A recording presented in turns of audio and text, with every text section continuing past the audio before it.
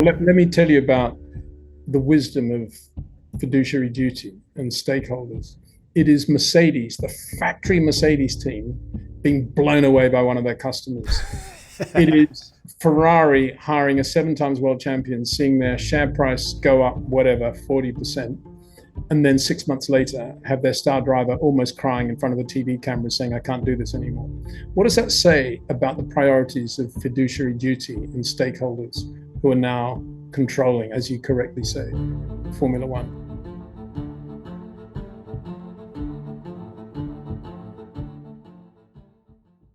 Hello and welcome to another episode of the F1 Hour with my friend and yours, the goatiest of all F1 minds to have ever goated, the one that they call Peter D. Windsor. How are you doing, good sir? I'm very well, thanks, Cameron. Very well. Yeah. How are you? I'm all right, Peter. I'm away from work today, so I'm Good. top of the morning, as they say. But there are very many F1-centric threads at which we need to pull this morning, Peter. As is customary, sir, what do you think was the biggest story to come out from this weekend's Hungarian Grand Prix even? Well, that's very subjective, isn't it? Because there were so many stories. I mean, Hungary always delivers in terms of something, doesn't it? Drama, stories, a Michael, a Nigel, whatever it is, Ocon. Um, in many ways, it was what happened in qualifying in Q3 with Charles getting the pole, and how that worked out in the race. And he was very good in the first phase of the race. He was really good, and then he just disappeared without trace.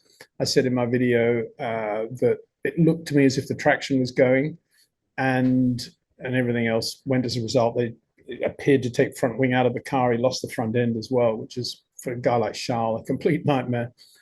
And looking at it now, listening to some of the comments from George as well, maybe they were running so marginal on ride height early on from qualifying in that they had to do something to try to make sure they got to the finish legally, and they maybe had higher tire pressures in. Not much you can do, but I suppose that's about all you can do.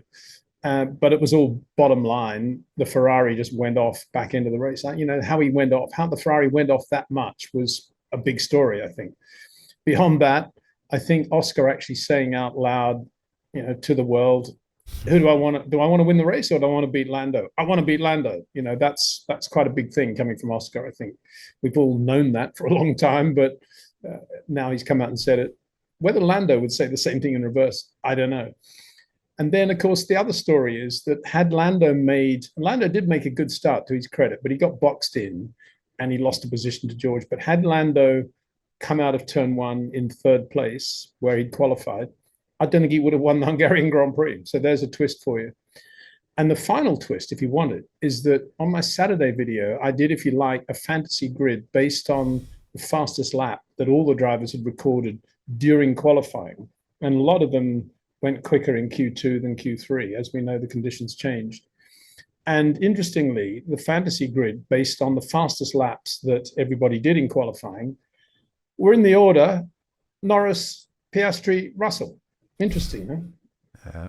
Yeah, good shout. Go on, Mr. Windsor. Let me ask you about McLaren in the first instance, because Oscar Piastri fans around the world are seething, claiming that McLaren, that Lando is the prodigal son, and for want of a better word, Zach Brown and Andrea Stella are sabotaging the efforts of Oscar Jack Piastri to win himself his very first championship of the drivers' variety. What do you make of that, Peter?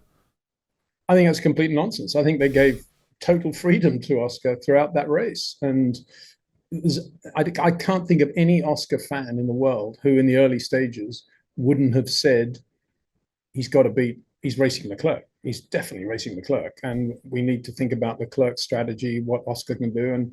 And sure enough, when Leclerc came in early, Oscar wasn't brought into the same trap. And actually, it worked beautifully for him. And yeah, he lost the race to Lando right at the end, but that's because of a number of other factors to do with always having good track position if you only make one pit stop in Hungary.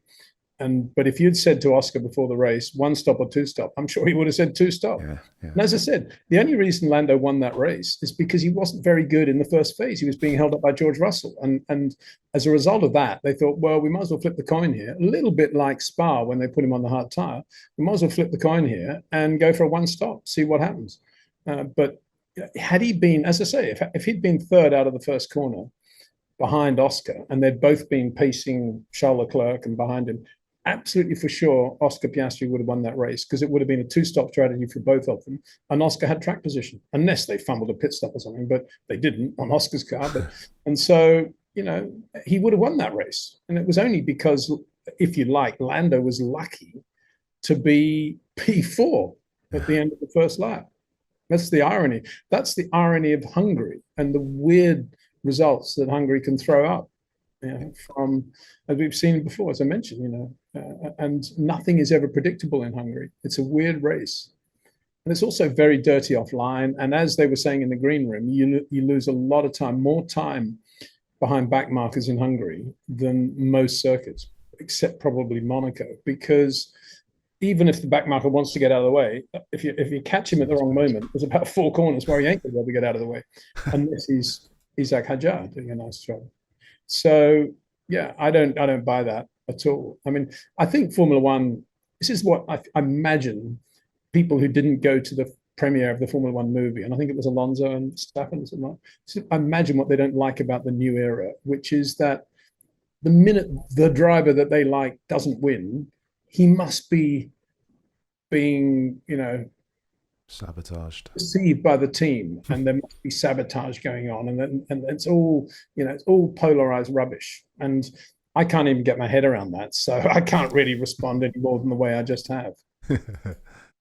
Go on then, Mr. Windsor. Let me ask you about Lando, because watching it in real time, I felt like if Lando could get this over the line, despite the not insubstantial circumstances against him, the bad start, the fact that Oscar had the lead or Charles had the lead and then Oscar had the intra-team lead, I thought that if Lando can get 25 points here, then that's an inflection point, a champion's drive if ever you've seen one.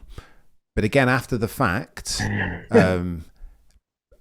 it feels like a lot of the community is saying that Lando was a merchant of fortuitous circumstance, the benefactor of that. He was at Hungary, like you said, and a dirty air one stop, a clean air one stop will always be quicker than a dirty air two stop, and that McLaren more than Lando Norris won that race. On what side of that fence do you sit, Pete?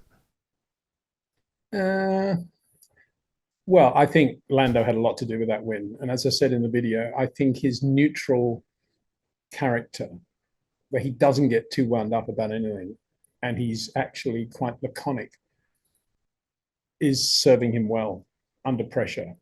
And that's a really strong point. I think I was smiling earlier because how many times have we said this could be an inflection point for the championship?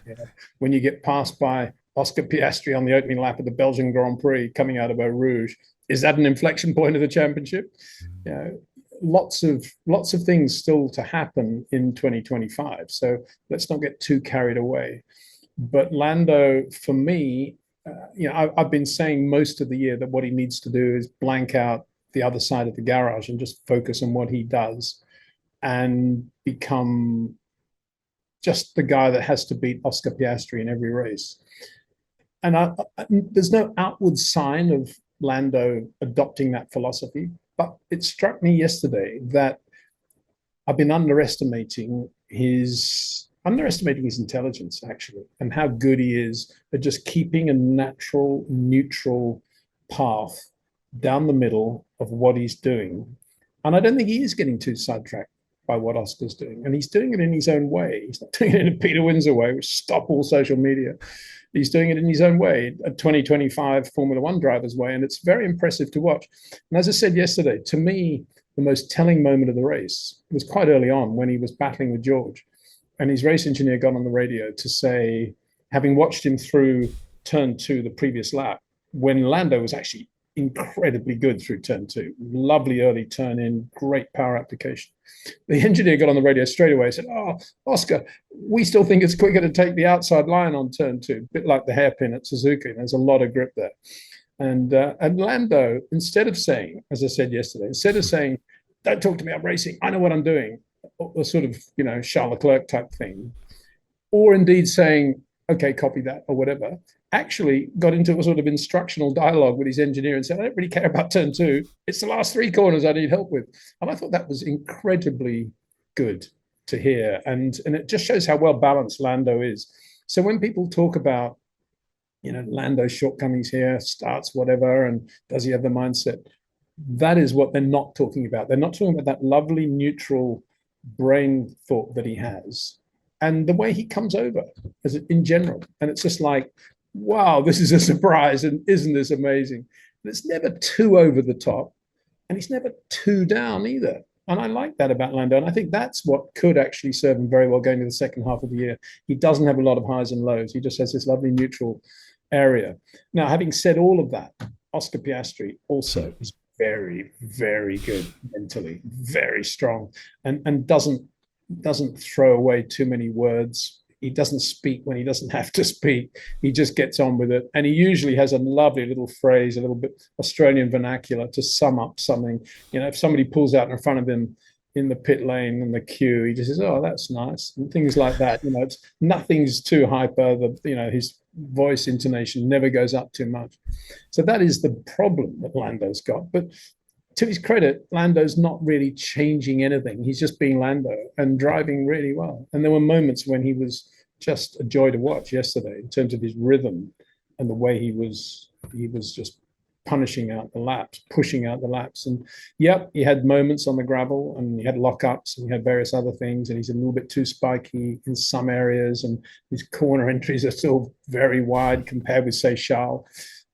But he's slightly earlier than Oscar now, I'd say. I think Oscar's still slightly wider. I mean, he's got the potential to be much shorter corner driver than Lando, I think, but he's still, driving on the rear of the car. And so it's very closely matched. Peter, can I push back constructively on the Lando thing? Because I think I got a bit too enthusiastic during the race, thinking that it was a championship drive if ever I saw one. 9 points is the difference between Oscar and Lando in the championship. And I think Lando's been super lucky to be so close, not least because of Austria, turn 6, after you, Claude. Oscar refused a gilt-etched opportunity there. British Grand Prix, again, a brake check. Why? And similar story yesterday, that Lando benefited from yet another poor start. The racing gods were smiling down on him to save a dying puppy, Peter. Therefore, if I'm going between Oscar and Lando for the championship, I put all of my chips on the Oscar Piastri, like without even a shadow of a doubt. Are you similar, or do you think Lando could? No, I wouldn't put all my chips on there. I would split them 50-50 if you're allowed to do that. I think Lando, to me, Lando's had as many good moments and good wins as he has dodgy moments.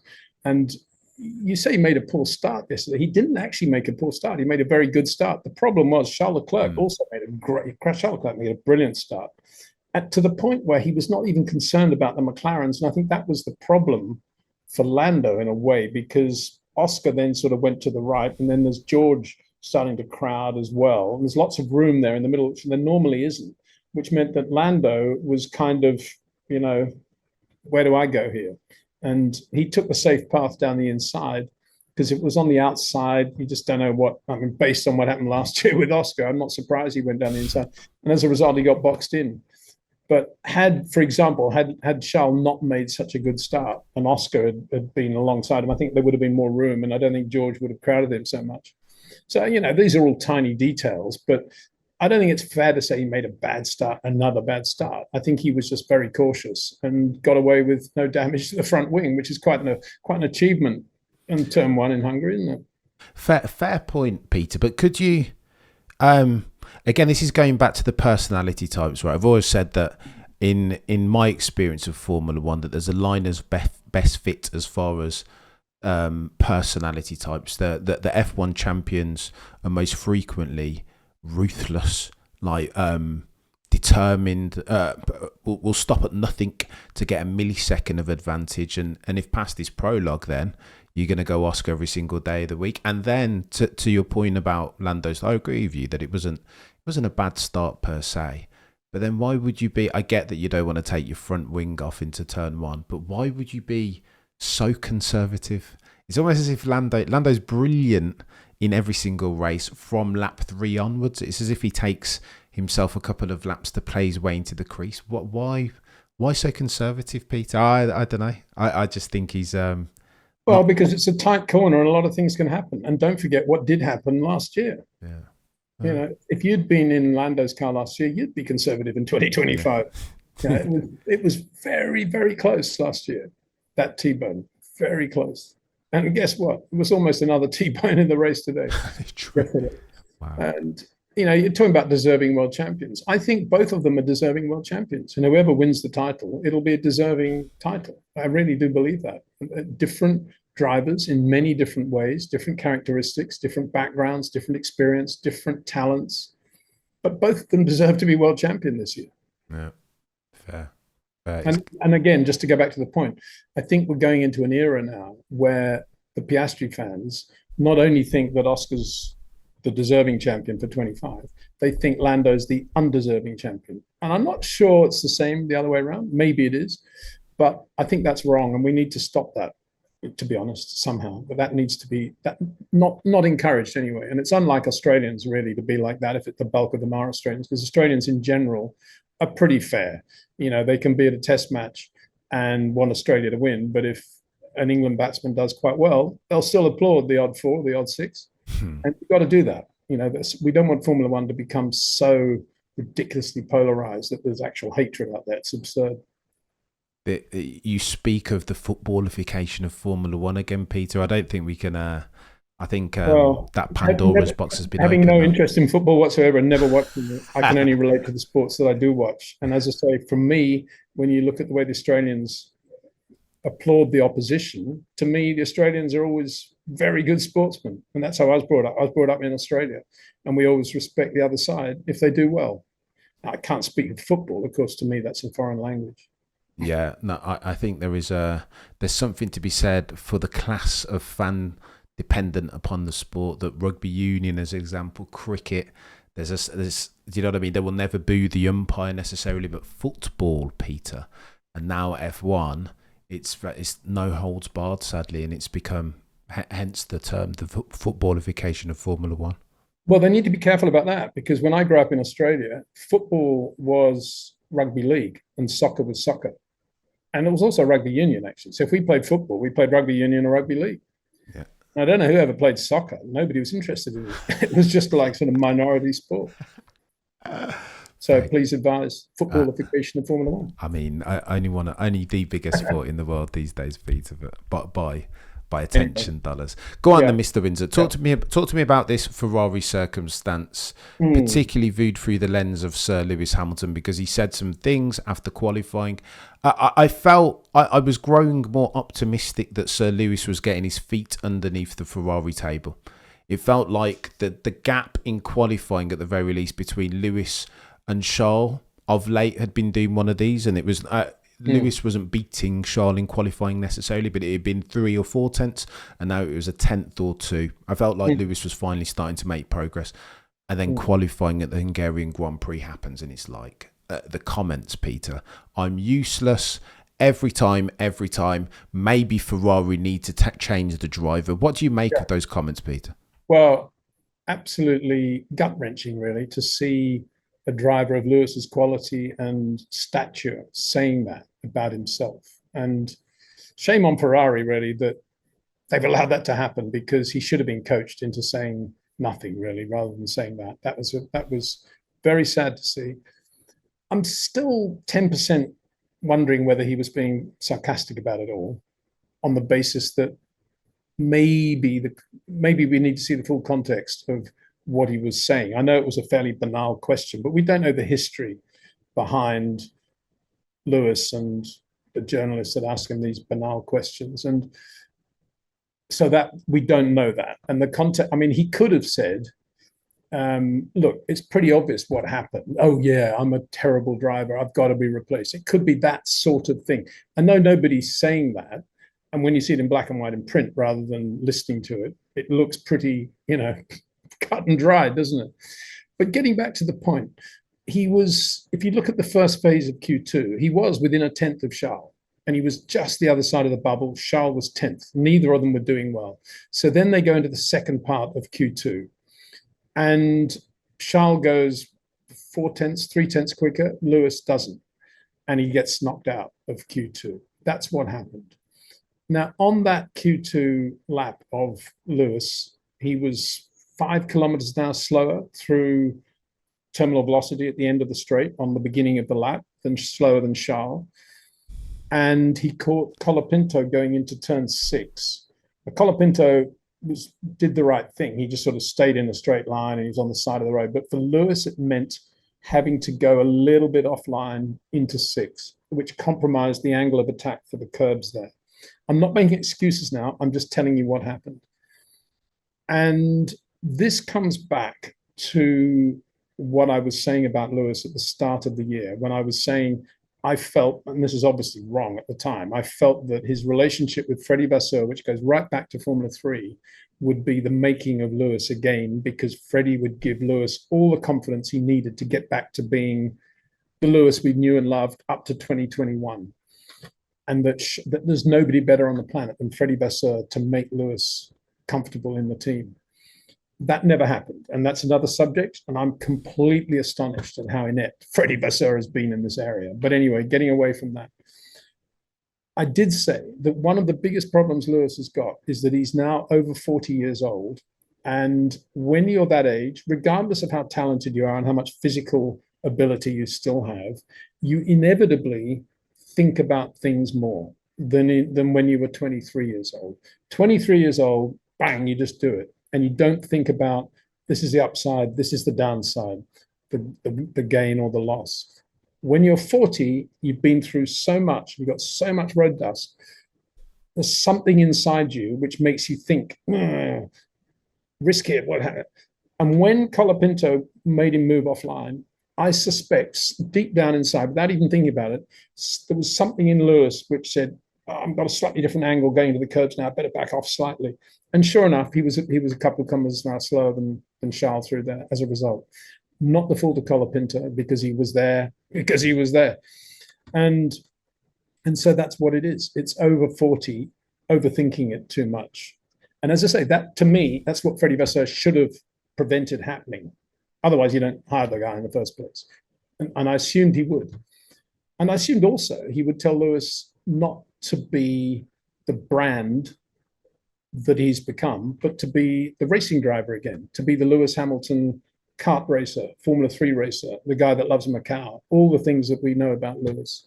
And I assume Freddie was the best guy in the world to do all that as well, because of all that history he has with him. But he hasn't.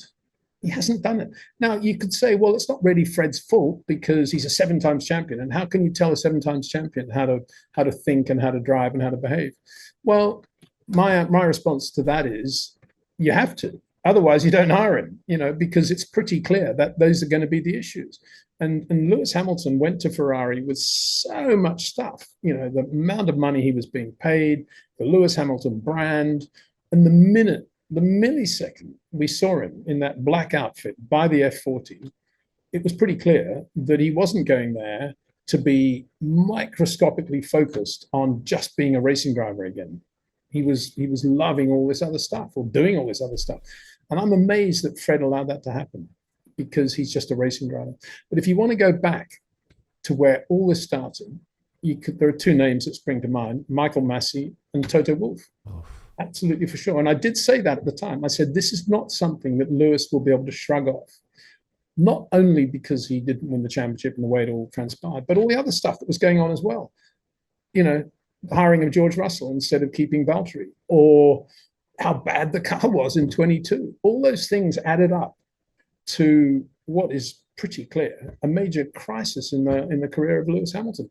And it all began then. The mistake Michael Massey made to restart the race when he did, and Toto Wolff not doing enough, I think, to defend the whole situation on behalf of Lewis. Toto was very much working on behalf of Mercedes. No surprise there, really. But from Lewis's perspective, that should have been four right to the end. And you know, still today, you think, how on earth did they get away with that? Just a complete breach of the sporting regulations at a critical moment that lost a guy a world championship. That's unbelievable, really. And he led the whole race. And so that took that still taking its toll even today, for sure. And if you add all the other stuff, the going to Ferrari and then getting older and then being a brand as much as he is, even more than he is a racing driver now. And I can hear a voice saying, oh, yeah, but Peter, race drivers have enormous egos. You can't tell them what to do. Well, you know, don't hire them then if they're that if they're that incapable of listening and improving and developing. It was pretty clear when they hired Lewis that he was slower than George Russell. So what did they expect? You know. Go on then, Mr. Windsor. Let me play devil's advocate here for a second. So I always remember Toto telling a story about the Singapore 2018 lap that Lewis Hamilton was jet setting and going all over the world that weekend, that he turned up late to the Grand Prix because he was doing deals and sponsorship and all of that other stuff. And Toto tells that story through the lens of you always have, to get the best out of Lewis, you've got to unshackle him, right? Yeah, you've got to give him the freedom to go and do whatever he wants to do and turn up to the Met Gala, because getting a free Lewis, a bandwidth, a Lewis that's indulging his extracurricular activities, is to get an optimised fast Lewis on a race weekend. How then, Peter, if past this prologue, how can we expect Frederic Vasseur now to unwind that? Because Lewis has been sufficiently naturally talented as far as the gap between him and the rest, to where the Met Gala and all that other stuff never really mattered up until this point. So how can we expect Frederic Vasseur to say, listen, all that was brilliant when you were 35 or 25, Lewis, but now we're expecting you to dial it back ever so slightly. Indeed, I think the opposite, Peter. I reckon Scuderia Ferrari, trying to be a luxury brand, no longer a sports brand, bought into Sir Lewis Hamilton PLC and kind of wanted. That's half the reason why they signed him, in as much as the performance. So is it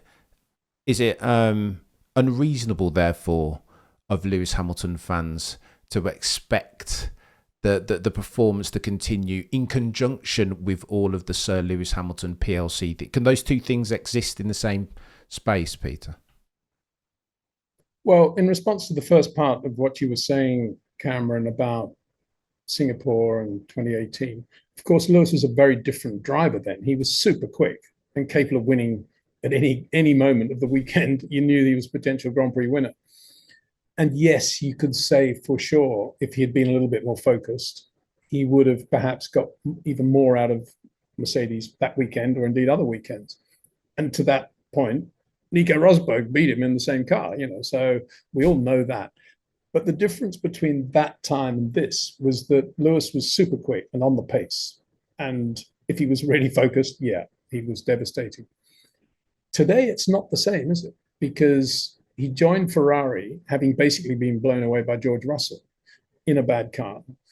And he joined Ferrari with something to prove again, as distinct from being the Lewis Hamilton that was around in 2018. And whilst you say, in the way you've made up the quotes of how Fred Vasseur would potentially talk to Lewis Hamilton, of course you would never say, Lewis, it's time to button down and do this and don't do that and focus on that. You don't make it simplistic like that. You say, Lewis, you're here as a brand ambassador for Ferrari. That's great. Let's go through your schedule of what you've actually got to do for these sponsors and how we're going to handle that. B, I want to know how I can get the best from you as a racing driver if I want to have you back to where we were in the Formula 3 days. I want that Lewis Hamilton. And I want you to tell me what you need to do that. We'll lay on mega kart for you, 5 different kart guys you can go and beat every day here at Fiorano, whether it's coming to have lunch with the boys every day or whether it's you want to be at Monte Carlo. Don't worry, we can make it all work. But I want you to be the guy that raced with us. That's what I want.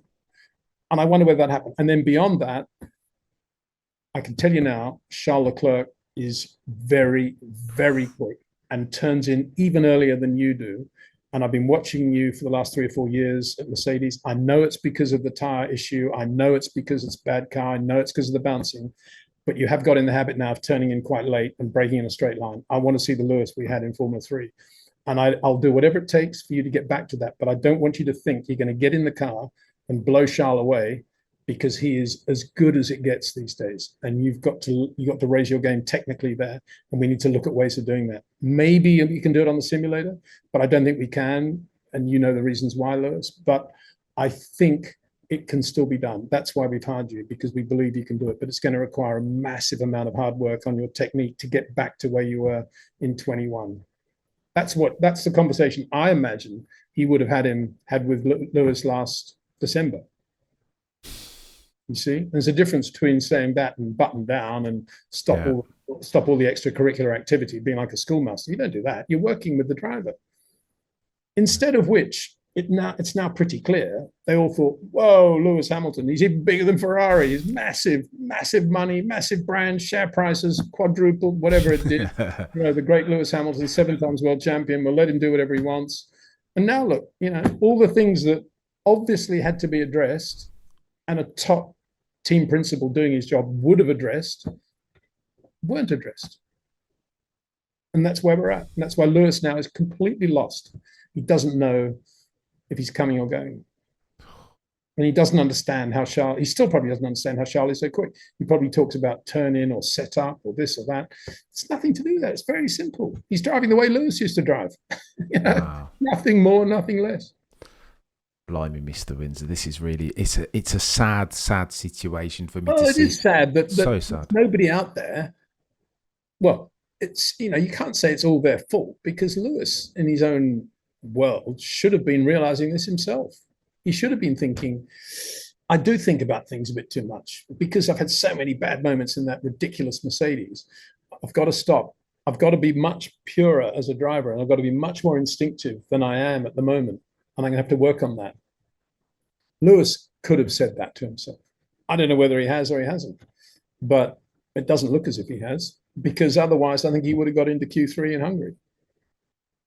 Let me ask you the question this way, Peter. It feels like the circumstance at Ferrari is always one of, it can almost become a self-perpetuating expectation pressure doom loop, that as soon as the Italian press and media get against you, there's you're gonna have to win some races to kind of turn that around. And now it feels like it might be, again, the Pandora's box might be opened, right, Peter? There might not be any turning this around. For as brilliant as Sir Lewis has been over the course of his career, as fast as he is, as naturally talented as he is, if it feels like the stop loss has hit this weekend, and there might not be any coming back from this, Peter. Am I being too negative? Well, no, I don't think you are. I think, if it's got to the point now where Lewis is almost in tears saying, I'm not delivering, they should get another driver. If it's got to that point, obviously then we all have to consider that over the August break, he's going to try and get out of some contracts, and maybe they're going to get, I don't know. I mean, it's interesting to think what they would do. Let's just talk about that, because wouldn't it be lovely if they said, right, we'll get Carlos Sainz back again, all is forgiven, Charles and Carlos back, we'll get Colapinto in at Williams, and Jack Doohan can drive the Alpine. Wouldn't that be good? Get back exactly what I said should have happened last winter if they got back to that. Of course, that's much too complicated for the brains of most team principals, so that won't. And I suppose then, I don't know, wouldn't it be really cool if they put Oliver Behrman in the car? Okay, so now you're talking my language, Peter. I think that would be really good, and I think he's driven beautifully, and yeah, I'd love to see him in that car.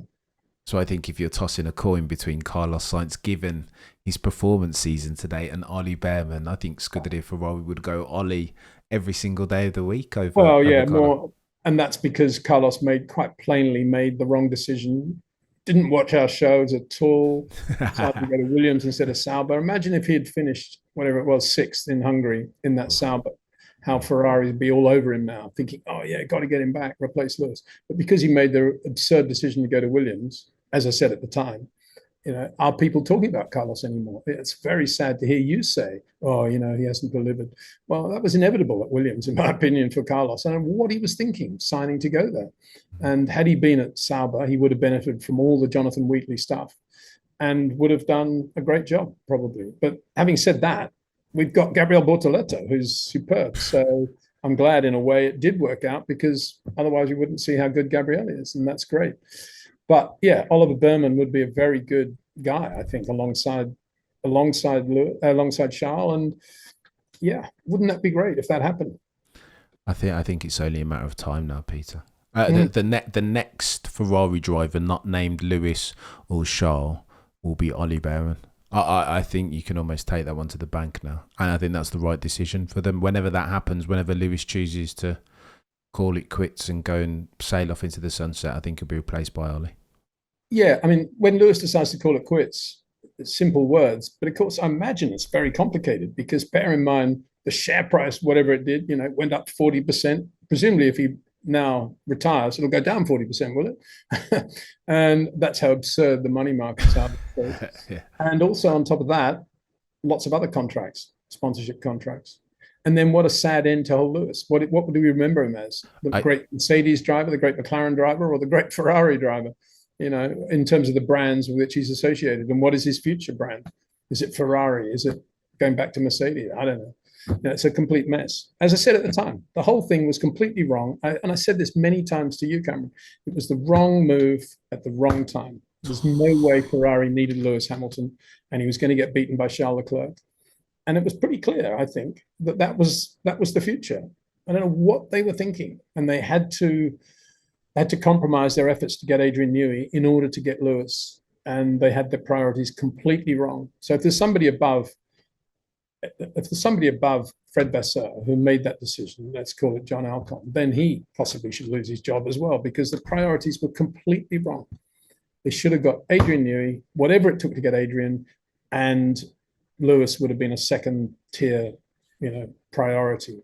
But at the end of the day, we've still got Carlos Sainz, great driver, winner of Grand Prix, not far away from Charles, sometimes ahead of him.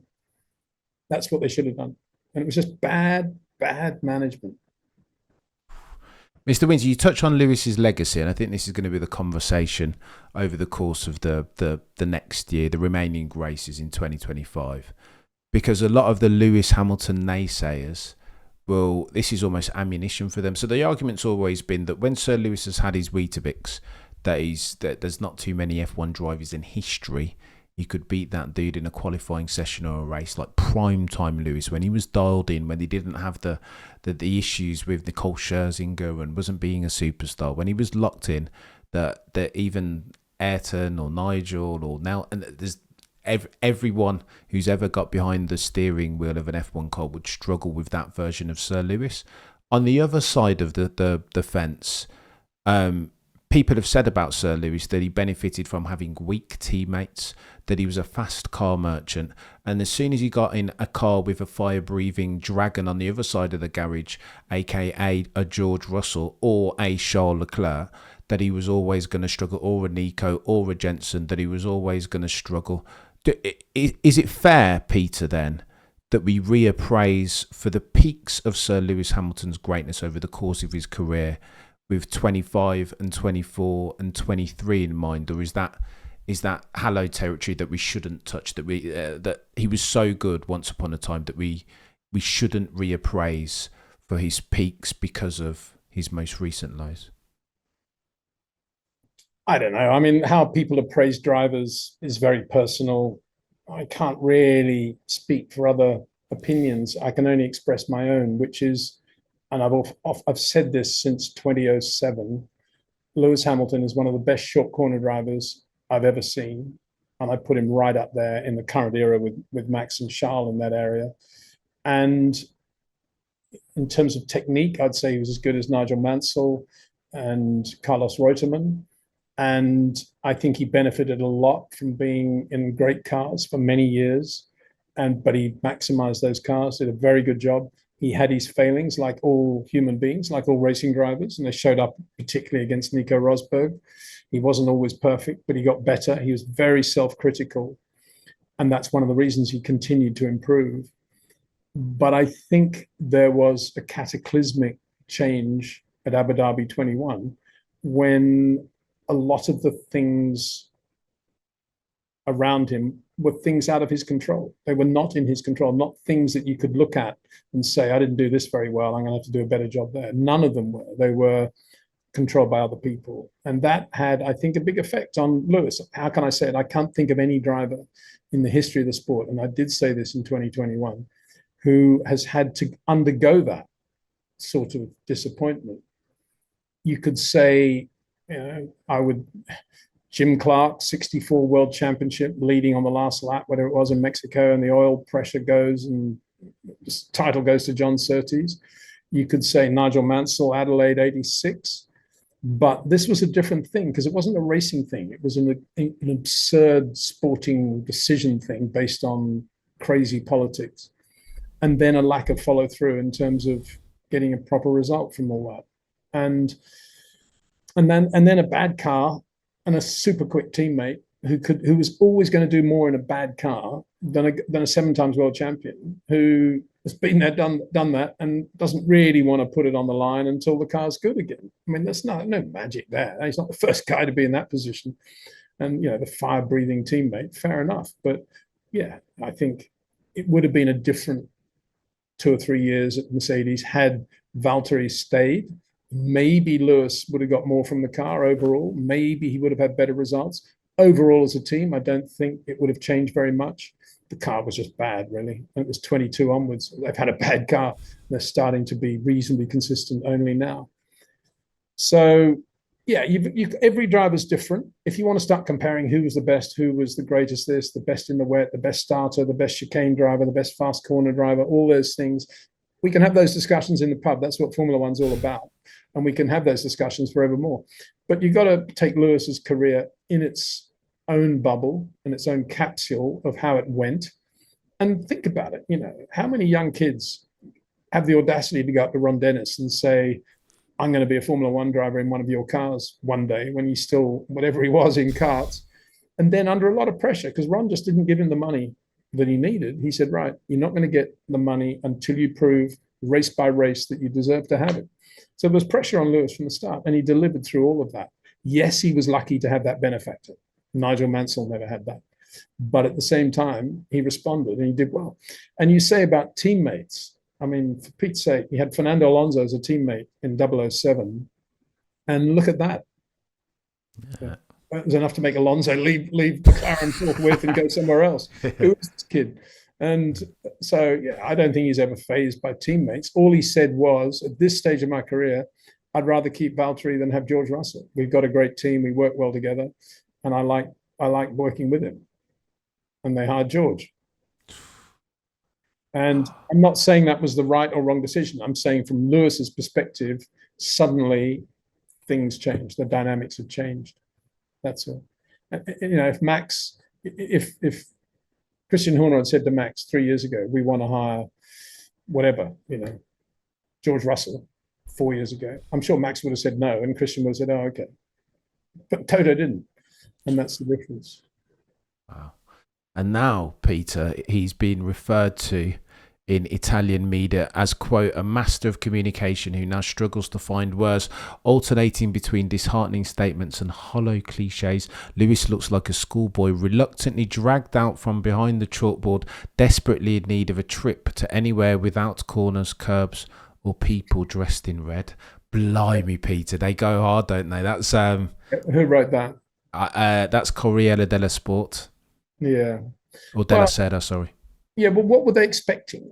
Where were all these people in December saying what should have been said, which is it's going to be fascinating to watch Lewis give up all that rubbish and be at Fiorano every day? Or why wasn't he at the Cavallino yesterday having lunch with the mechanics? Or where were all these people then? They just take it for granted that this guy was going to come in and blow everybody away, as they did when Sebastian Vettel joined. Exactly the same mistake. And you would have thought that Ferrari would have learned after the whole Vettel debacle that a 4 times world champion isn't necessarily going to win another 4 world championships just because it's called a Ferrari. Things have to change and drivers have to improve. And Vettel didn't improve. He stayed exactly as he was. And Lewis hasn't improved. In fact, he's probably gone backwards because there's more money and the more time has passed, so he's even more famous globally, and we've had more Netflix and more movie and all this, and he's even bigger than he was. So that all that stuff he's got on his shoulder is even more weighty now than it was 3 years ago. Yeah. And the Italian press, I don't remember many of them defending the sacking of or attacking the sacking of Carlos Sainz. Where were they when they needed to be saying, we want Adrian Newey, we want to keep Carlos Sainz? Where was Corriere dello Sport then? Nowhere. Exactly. And that's the problem. That is the problem. That's what Ferrari should have been focused on and aren't and weren't. Monday morning quarterbacks, 1-0. Peter, oh, not us. Them. Yeah, absolutely. Do I think you've just alluded to it more concisely and succinctly than I ever could. Don't Ferrari need to take some culpability in this? Isn't the thing about Lewis that you give him a car and he'll put it on pole and lights the flag victory? If you don't give him a car, then you lose 20-30% of the best driver, one of the best drivers to have ever done it. Yeah, as I say, they needed Adrian Newey. They needed a good car, race in, race out. They needed a much better car than they even have now, and that's the problem. They didn't focus on that. They focused instead, presumably Freddie Vasseur's decision, on getting Lewis, pushed by John Alcon, and that is, I keep saying, that's the problem. And they got all their priorities wrong. And they didn't need Lewis Hamilton. Maybe they needed him for the share price boost. I don't know, but there are easier ways of doing that, are there not? Than putting a driver in the car it's actually not going to deliver. And so it goes on. As I keep saying, there are technical flaws in Lewis's driving relative to where he was prior to 21. And on top of that, he's got more baggage than any racing driver in the history of the sport on his shoulders. Now, did Freddie Vasseur sit Lewis down and help him deal with these two issues the way he should have done as a team principal? Did he even know that he had technical flaws in his drive? That's the question. I often wonder that. You hear, I'm not going to name who it was. It was a team principal talking at the weekend about one of his drivers saying, "Oh yeah, I'm showing him how to get on the right racing line." I'm thinking it's nothing to do with lines. I mean, have these guys not been watching or paying attention? A guy the quality of Max Verstappen can go around the circuit on 3 different racing lines and be within a tenth of each lap on 3 different lines, purely because the lap is all about balancing the dynamic weight. It's not about racing lines. I don't know how many times it has to be repeated. And yet a lot of team principals and influential people in the pit lane still think it's about line. And we see that with the graphics when they're showing Charles and George and the different, lines through the chicane, not taking into account all the other dynamic weights that are going on in the cars. It's all about line, turn in here, apex there. It's pathetic, really, that this side of the sport hasn't grown and educated itself. I think they're waiting on you, Mr. Windsor, for you to lead the charge and educate them. I'm just a beginner. I try to learn every day, and I try to learn from drivers I've known, people I know, Rob Wilson, obviously, and many others of similar ilk, and try to learn and be self-critical of my own observations as well. And I just presume that's what's going on down the pit lane, but I don't think it is. It seems to be getting worse. They just assume that if they plug Lewis Hamilton into a car, because he's won 7 world championships, he must be perfect as a driver. That's complete nonsense. It doesn't work that way, does it? And there's one point that Corriere dello Sport got right. They said Lewis is looking, well, I hope they've got it. I said looking like a schoolboy, because I can't think of anything better for Lewis than going back to being how he was as a schoolboy in reality. Bravo. No money around, very hungry, and completely stripped of all that rubbish around him, just a purely athletic guy that wants to be a racing driver. That's what I wish Lewis could be, that person now. That's interesting in life, isn't it? It's almost impossible for poor people to become rich, but it's even more difficult for rich people to become poor, in the true sense of the word. It's the paradox, the dichotomy with which we operate, within which we operate. Peter, let me ask you about Maximilian Verstappen, since you mentioned him. Again, I felt a lot of Max Verstappen naysayers took this opportunity to hurl stones Max. He's a fast car merchant. Now that Adrian Newey's gone, he can't drive the car. The inertia valve doesn't allow him to turn in. And now Max Verstappen all of a sudden becomes an average, also ran type of driver. To that, Mr. Windsor, you say what? I thought his performance in Hungary was 100% professional. I'm amazed that he actually got the car to the finish. I thought he was going to, get involved in some sort of first corner scrap and be on the first helicopter out of there. But no, he was totally professional. As much as that race would have been unbelievably boring and annoying for him, I thought he drove beautifully. I mean, how many people did he pass in the first 6 laps of the race? About 4, I think. Then he got Lewis going through the quick kink. And I would say any other driver that actually pulled off a pass in Hungary that wasn't in DRS condition? Don't think so. And Max had at least 4 passes, none of them with the help of DRS. Unbelievable. I mean, anybody not seeing that's got their eyes shut, because he was just amazing. Of course, lap 5, he's behind Bortoleto. The front tires went off the cliff, and that was that. That was it for the day. But we saw how good Max is just on that. And also, look at the difference between him and Tsunoda. I mean, Tsunoda's not that slow. He's not bad. I mean, on a quick lap, he's probably as quick as, I don't know, Perez probably, and who other? Let's think of another one. He's probably Nico Hulkenbergish, I would think. And Max is just blowing him away like you wouldn't believe. So there's your yardstick. I mean, if he was getting beaten by Yuki and he was scratching to be more than a tenth ahead of him, I think you could possibly say Max has completely lost interest. The car's hopeless. He's not trying, but he's out there on the absolute limit all the time. I thought he drove beautifully. It was a joy to watch him as well around that circuit. And as I often said, I love watching great drivers in bad cars, in bad situations, because that's when you really see their true colours. A, how well they drive, and B, how their character is. And I thought Max came out of that absolutely 100%. And if we're going to play devil's advocate, Peter, he hasn't been bad this season. Today, outperforming the ostensibly quicker MCL39 at the British Grand Prix in quali, same thing Suzuka, similar thing Saudi Arabia. I mean, if we want to ignore those, then maybe we can have the Max Verstappen is an average driver conversation. But if you're paying attention to the most recent past, then how can you discount those? Japanese Grand Prix, please advise. Yeah. On the planet. No further questions, Your Honour.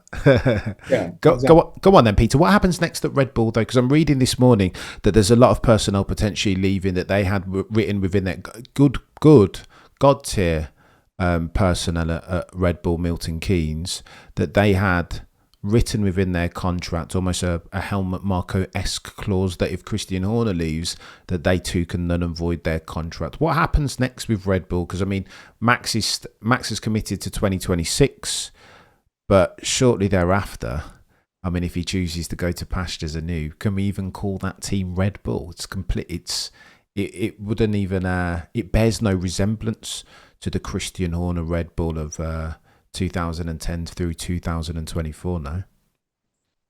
Yeah, I think you see quite a lot of changes over the August break. I understand quite a lot of people are going to be leaving Alpine as well. I was just thinking, actually, the irony of the whole situation and how Christian Horner did nothing to stop Jonathan Wheatley leaving to go to a team that everybody thought was at the back of the grid and wasn't going to do anything. And we see how good Jonathan Wheatley is as a pure English-style racer with a real feel for the pit lane and how to work the mechanics and how to get the team to perform in the right way. And it's happened in the space of 6 months, less, 5 months at Sauber. Just a brilliant job. And of course, the reality is, if Christian had done a better job looking after Jonathan Wheatley, and now Christian's left, Jonathan Wheatley would probably be team principal of Red Bull, and it'd be a much better team. It'd be better than it was in the Christian Horner days. And most of these people you've talked about would probably be staying on saying, oh, yeah, JW's there, mega. Oh, look at that. I mean, isn't that an irony? Yeah. But he's not there. And now it's this whole new world of sort of unknowns, and Lauren Meckies, who seems to have done a pretty good job. But is he a Jonathan Wheatley? Is he a real racer in the way a Jonathan Wheatley is? He worked for the FIA for 2 years. So they might be saying, this is not me. He can't be a Jonathan Wheatley. There was probably a moment when Jonathan was shouting at Lauren Meckies, actually trying to get what he wanted in the pit lane for the team. So that's a real irony. Imagine if Red Bull now had Jonathan running it That'd be great, wouldn't it? Be very good. But it's not happening, and it's Lauren Mecky's, and he will think, well, I got, well, I don't know what he'll think actually. I mean, he obviously did a good job at Racing Bull, sort of tying it all together and moving forward with good people, and he hired Alan Permain, good guy, and a few other very good people, and Jonathan Eddles is there. He's been there for a long time now, but very good engineer. So he will be thinking, well, I can do that. I did that there. I'll kind of do it at Red Bull. But it's not the same. He's a Frenchman, right? Frenchman in England. People don't really know him. And to get the personnel, if he is going to lose some key personnel now, won't be easy for him. So, yeah, difficult times, but nothing's impossible in the way that Racing Bulls actually have moved up the grid. Nothing is impossible. You can put good people together.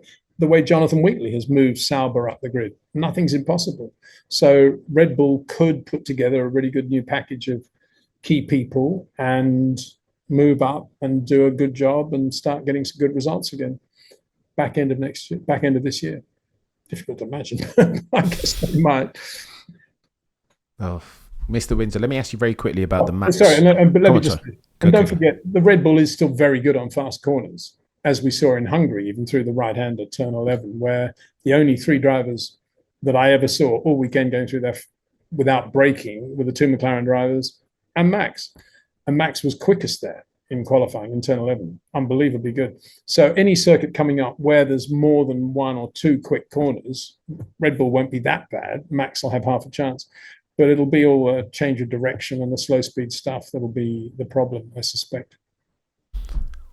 I don't know what's going on at Red Bull, Peter. It's not good, though. He can't turn the car. He's got the -5 brake bias in it. And again, as Max in it, the car won't fudging to... I just... Well, yeah, I mean, the bottom line is a driver like Max, driver like Charles, obviously Lewis is not going to be able to drive unless they've got a front end. I've often said that, and whether you describe that as saying he likes oversteer or whether a guy who's that good, that sensitive and that supple, of course, needs the front end in order to do what he wants to do. However you describe it, the bottom line is if you don't have a decent front end, you're never going to see a quick lap time from a car, any racing car, really. Yeah. Oh, Peter, it's chaos. He knows which way. I've just seen a headline where Lewis has said, hopefully I will be back after the summer break. Unbelievable that we're even having this conversation. Do you think, let me ask you this as the final question, Peter. Do you think Lewis would be better off not coming back after the summer break? Full stop, new paragraph, draw the line under what's been an illustrious Formula One career and not do his legacy any more damage by fighting and scratching and clawing in a car that doesn't blend well with his style. He doesn't have the confidence through the medium and high speed turns. Is he better off at this stage allowing the Ferrari stop loss to hit and going doing something else with his life? The Ferrari stop loss. I wonder whether it would plunge if he left. Does that mean there are enough inane investors out there that think, oh, if Lewis Hamilton's not there, we're going to withdraw all our money and, Ferrari got no chance. I mean, I can't believe people are that stupid, are they? But any more stupid when they were. The price went up when he signed. The market is a fickle mistress, Peter. Well, fickle, it's just stupid, isn't it? Yeah. So, well, he should never have gone to Ferrari in the first place. It's difficult for me to answer that question because it's quite clear, really. He either should have retired or stayed at Mercedes. Keep going for another year, and it wouldn't have been a bad year for him actually. No. George would have had the edge, but he wouldn't have been that far away, and he knows the team very well, and he might have won a race or two by now. You never know. But going to Ferrari was never ever going to work. It was just like Michael going to Mercedes. For me, it was never going to work. It was the wrong time, wrong place, and partly because Charles was there. If Carlos Sainz was there and not Charles, I think Lewis would be doing a much better job now at Ferrari. I think a lot of what we're seeing is his reaction to being blown away. And it's never really happened to him to this degree before in his life. And his ego is telling him this is, it's impossible. So, it's all very well for Lewis to say, hopefully I'll still be there, which implies, of course, there's a chance he won't be. But if he is there, it's not going to be just, I've got to have the right mindset now. I've got to go out and beat Charles and be quick. It's work on his technique, which he obviously hasn't done enough of. It's strip himself of all that weight on his shoulders. He just doesn't need to be a brand. He needs to be Lewis Hamilton. And I've got to think about the reality of being 40 years of age, and I've got to stop this thing about weighing the profit and loss, the win or lose. I've got to think about just going for it. I've got to be much more reactive than I was. Those are three things. And I'm not sure in the space of 3 weeks, in the so-called August break, that he's going to be able to get on top of those. There are huge things that Freddie Vasseur should have enforced him to get on top of last winter when there was time. 42 points is now the gap between Charles and Lewis in the championship. Forget that. I mean, that's just not even worth talking about, is it? I mean, having said that, Lewis did win a race. It's not as if he's incapable of driving well. And he did a very good job in that race in Shanghai. He did a good job in qualifying for the sprint race. And he drove well.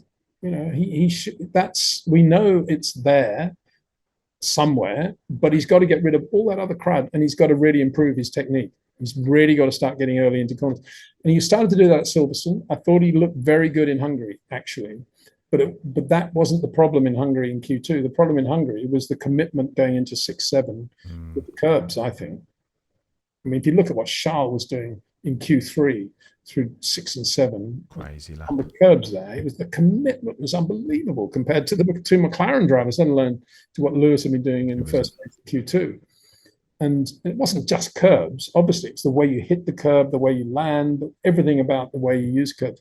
George Russell uses curbs really well too. The car, even though he's got a wheel in the air, the car is still square to the road, if you see what I mean. Yeah. Whereas I think Lewis was just like, well, I'm slightly offline here, and just backed off. Oh. And that's the problem. As he did, Peter, with Max Verstappen on track. That really concerned me, the fact that Max... It wasn't even an overtake, was it? It was just like Lewis just was spooked almost. And Lewis looking slow and cumbersome, and nothing looked sharp, did it? It was like, oh, what's he doing there? And turns the steering wheel and he's off the road. It was like, he was spooked. That would be if you were given an invitational race to drive for Ferrari. That's probably what you would have done at that moment. It wasn't a great look for Lewis at all, and the fact that he even got the stewards I found bizarre. And then if you look at the report, it's like no complaint at all from Lewis. It's like, oh yeah, so he didn't go. And I ran wide. It was all my fault. He didn't go to the stewards. They were both meant to rock up. The representative of car 44 said this or whatever. For Max, it was great, wasn't it? Crazy. Quick shout out to King George Russell. Yeah. Peter, how for the longest time it sounded like Toto didn't want to give him a contract because he was so keen to get the signature of Max. Now all of a sudden it feels like George Russell has all of the bargaining chips because the car doesn't look fantastic. George says all of a sudden that he doesn't want the 1+1 deal that he didn't sign previously. Now he's very keen to sign because he doesn't know whether Mercedes are going to have the advantage in 2026. What do you think of George? Should he sign with Mercedes a long-term deal, or do you think he's right to leverage a bit of flexibility, potentially go to Aston Martin or whoever else is the quickest next year?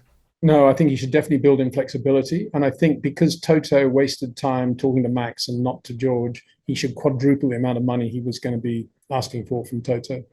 Take Mercedes to the cleaners on a retainer now. That's what he should do because he deserves it. He drove beautifully. He's not a short corner, super soft driver in terms of edges. He's spiky in a couple of areas, but he's so good. He's got this Fernando Alonso ability just to have the car square to the road, just doing what it should be doing, just sheer grunt. Really good. I mean, if you compare him with Lando's finesse point is that he's very good sometimes at not being on throttle or brakes, just letting the car settle. I mean, that's a complete anathema to George Russell. He would never be in a situation where he wasn't either braking or accelerating. He would never, ever be floating like that, like Lando. Two different styles, and they both have their great qualities, I think. The one thing I'd say about George is that I think he's a little bit over the top sometimes with his frenetic stuff on the radio about other drivers and penalty this and he's weaving here and all that stuff. It's a bit. I think he would be a better driver actually if he quietened down a bit there and just didn't say as much. We know he's an intelligent guy. We know he's going to be the first to report the spots of rain on the visor. That's okay, but he doesn't really need to be worried about that stuff. It was very obvious that Charles was doing what he was doing because he was unbelievably annoyed, and he was basically doing it to annoy everybody in the Ferrari garage for giving him such a bad car in the second half of the race. And he was doing this to George because he was just saying, I don't really care what happens now. This is ridiculous. And that was very clear to everybody. And it was pretty clear he was going to get some sort of penalty. Not that it mattered because he had a massive margin over Alonso. But George had to go on and on and on about it. You know? Get on with your own race, George. You got past the guy. Don't worry about it. And I think that's an area where I think he needs to quieten down a little bit. Maybe even become a little bit Lando-esque would be good. But as a racing driver, wow, he's so good. He really is good. And I just hope whatever the number was, I hope it's 4 times greater now because of that ridiculous discussion they were having with Max. He deserves it. He deserves it, does George. Fair play to him. Not a bad job. Absolutely. And Mercedes shouldn't have unsettled George by having all that so-called discussion with Max. I mean, it's not a great way to treat your star driver who's done a really good job for Mercedes over the last 2 or 3 years. Not the Watts though necessarily, Peter. I can't criticise Toto for pursuing Max, but maybe I can. Maybe he's got George Russell. What does he need Max for? He's got George Russell. It's like Ferrari. His solution is not to have Max. His solution is to have a better car. He failed to get Adrian Newey, and now he needs to focus on having a better car for George Russell. There's no good car in the world with which George Russell wouldn't win a world championship. Got him. You know, Max would be better in a couple of areas here or there, but that isn't what it's all about. It's all about the car. And you've got George Russell, you give him a good car, he's going to win a world championship for you. Absolutely for sure. They don't need Max for that. So again, a little bit like Ferrari, Toto got his priorities completely wrong there. If indeed he was spending so much time trying to get Max. I doubt it myself because I think Toto's a bit of a racer and he's not quite as, off the ball as, say, John Alcon. But having said that, the community is saying that he was desperately trying to get Max. Well, wasted time. He should have been looking after George, making George feel even more comfortable and confident, but spending much more effort getting Adrian, which he never did. I don't think those two things are mutually exclusive, though, Pete. I think Toto, as a 30% or 33% shareholder, whatever he is now, has a fiduciary duty to pursue the generational driver on the grid, because he's otherwise, I know you don't like shareholder meetings, Peter, but otherwise he's going to get to the shareholder meeting and Ola Kalunius et al. are going to be like, well, I told you that Max would look brilliant in the black overalls. What do you think I meant by that? I meant go out and get him. We rubber stamped the 100 million remuneration at the remuneration committee. Go out and get him then. George isn't going to... This is the comment, I'm regurgitating the conversation that I think they'll be having, but George isn't going to... His marketing footprint isn't big enough to replace what's been left by Sir Lewis, but Max's is, because he's a 4-time champion. I think that's the conversation that they'll be having, and Toto will feel obliged to, at the very least, maybe not deliver on that promise, but at least pursue it to the nth degree, I think. Yeah, well, because I'm not a fiduciary duty guy either. In fact, I think it's complete nonsense. And because Toto Wolff is team principal, his job, when some stakeholder says something inane like that, is to say, keep your mouth shut. You don't know about motor racing. If George Russell wins 3 world championships in a row in an Adrian Newey car, believe me, his global footprint will be much bigger than Max Verstappen. Now, next on the agenda, please. All you need to say. And if you don't believe me, I'm out of here. That's how team principals should operate when they've got this absurd fiduciary duty thing that they're supposed to be aware of. And that's the truth. Of course, if George won 3 world championships in a row in an Adrian Newey Mercedes, you're telling me he wouldn't be huge globally? He speaks well. He's a cool-looking guy. Netflix, Liberty. Of course he'd be a huge global star. People have such short attention spans. That's the trouble. And they think, you got to have Max. A bit like Ferrari. Got to have Lewis. We're not winning winning championships. He's won 7. We've got to get Lewis. You've got Charles and Carlos. Yeah, but you've got to get Lewis. He's going to change it all. Win world championships. He knows all about cars, how to make the car faster. Just like Cadillac now. You've got to have Bottas and Perez. All that experience. They're going to make the car really quick. Give me a break.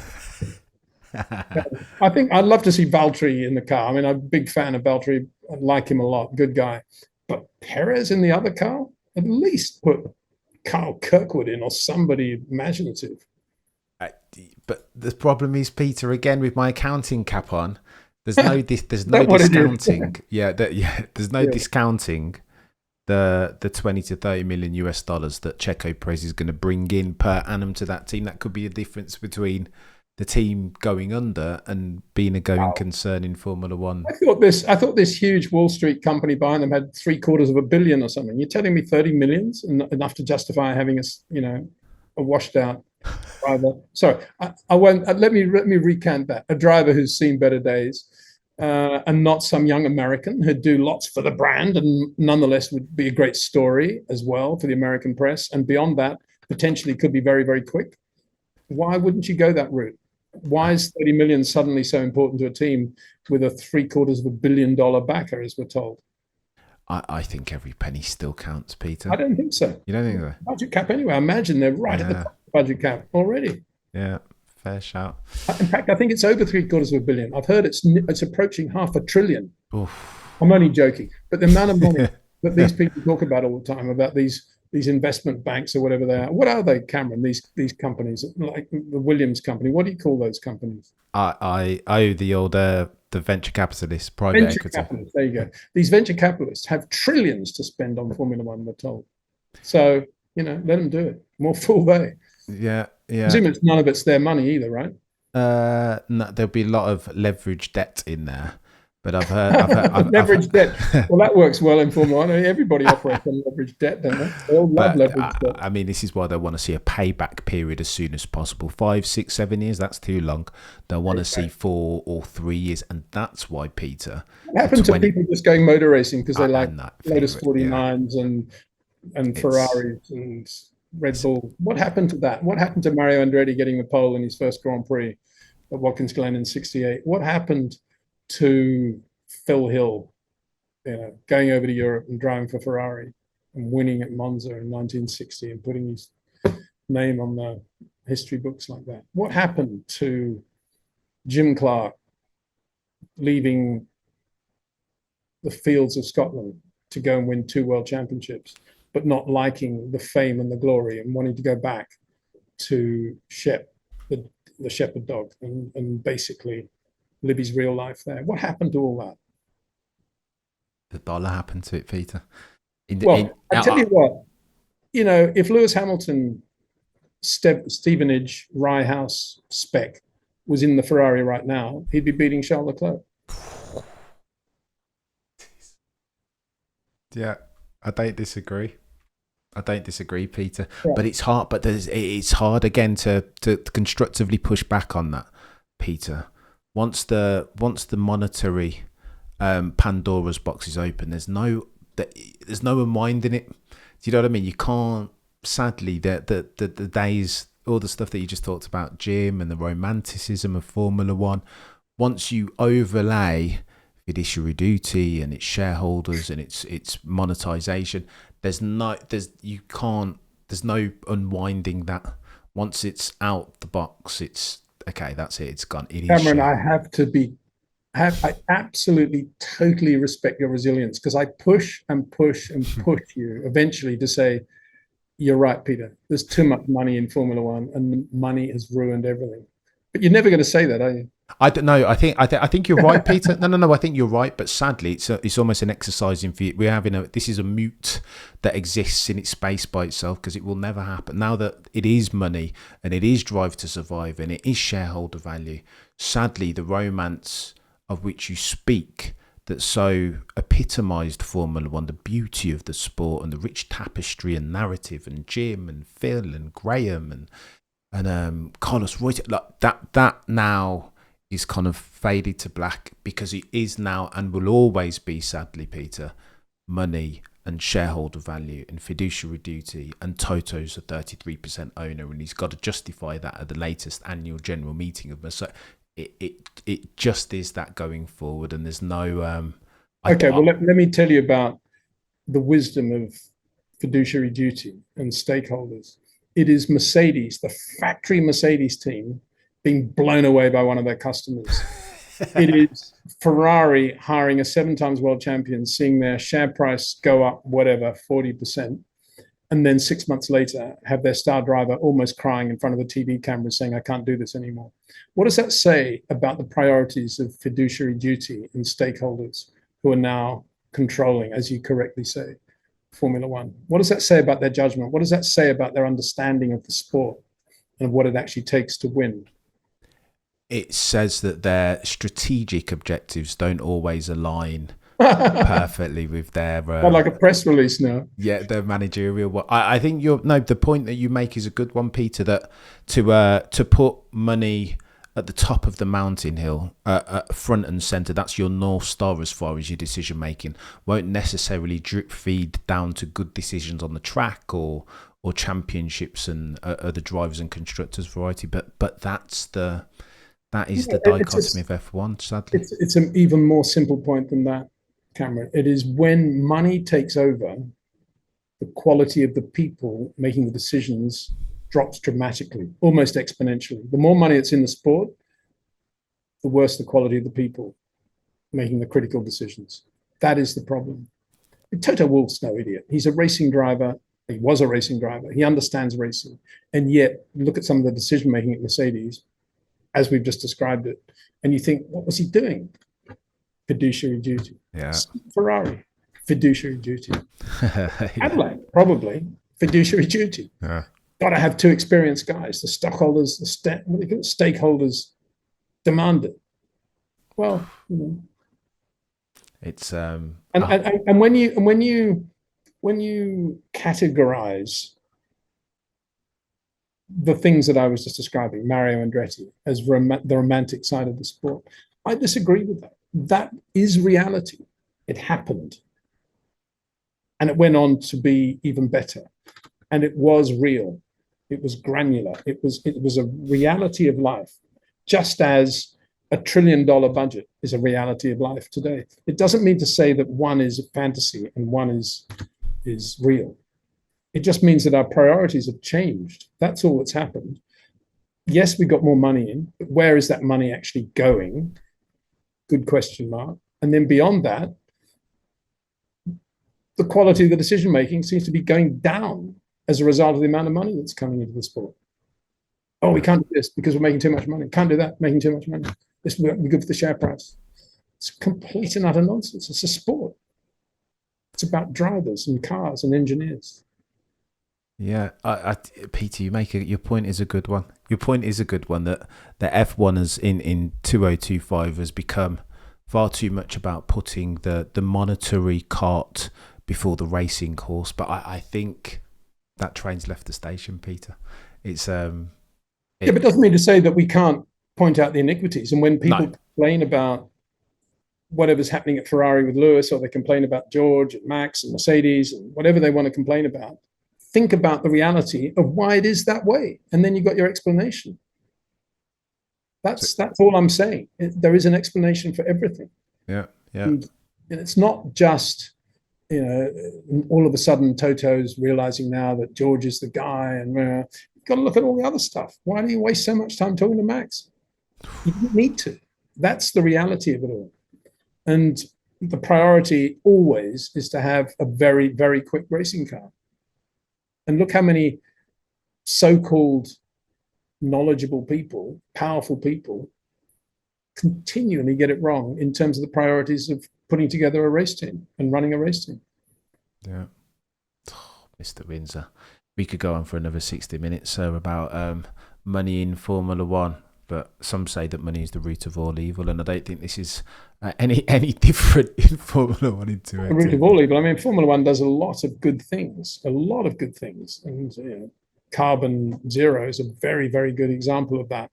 And the engineering of the cars and the engines, another great example.